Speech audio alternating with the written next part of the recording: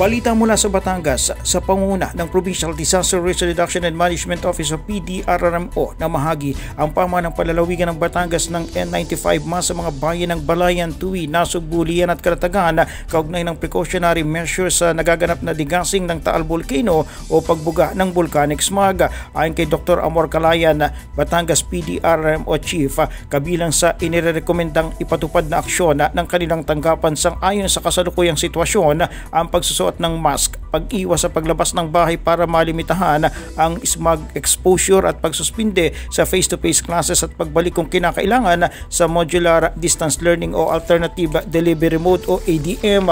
Ayon naman sa ulat ni Balete Municipal Disaster Risk Reduction and Management Officer Jocelyn Tangpus, nakapagtala sila ng 6 na senior high school students na nakaranas ng pangati ng balat, hirap sa paghinga at ang ilan ay may atake sa asma. Nabanggit din ito na pumalo na sa 1.9 milyon ang tinatayang pinsala sa agrikultura. Ilang mga paaralan naman sa bayan ng Agoncillo at Laurel at lungsod ng Tanawan na apektado ng smog ang bumalik muna sa modular distance learning o alternative delivery mode.